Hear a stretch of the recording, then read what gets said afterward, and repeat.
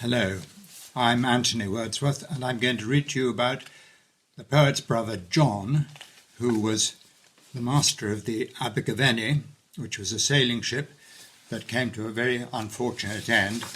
There was the boat, and unfortunately he was drowned in a shipwreck, and he is now buried in All Saints Church, Wick Regis, which is down here.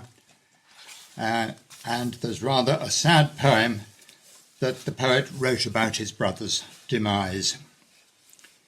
It's called To the Daisy. Sweet flower, belike one day to have a place upon thy poet's grave. I welcome thee once more, but he who was on land, at sea, my brother too, in loving thee, although he loved more silently, sleeps by his native shore. Ah, hopeful, hopeful was the day when to that ship he bent his way to govern and to guide.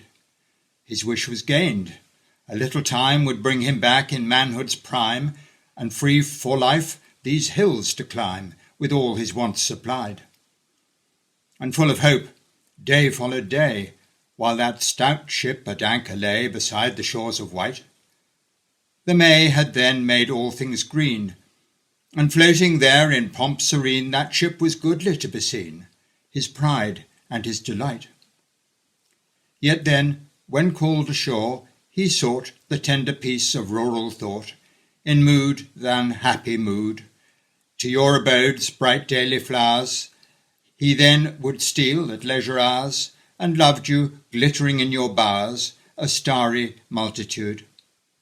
But hark, the word, the ship is gone, from her long course returns, anon sets sail.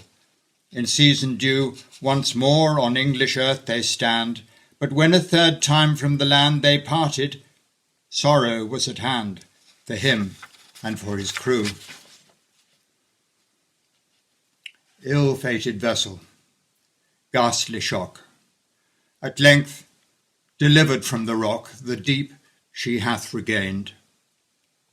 And through the stormy night they steer, labouring for life in hope and fear, towards a safer shore. How near, yet not to be attained. Silence, the brave commander cried. To that calm word a shriek replied. It was the last death shriek.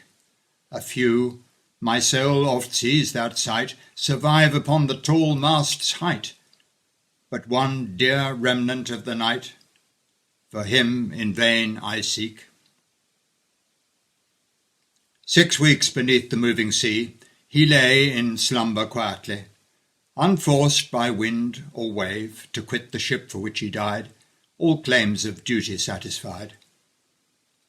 And there they found him, at her side, and bore him to the grave. Vain service, yet not vainly done. For this, if other end were none, that he who had been cast upon such a way of life unmeet, for such a gentle soul and sweet, should find an undisturbed retreat, near what he loved at last. That neighbourhood of grove and field, to him a resting place should yield, a meek man and a brave.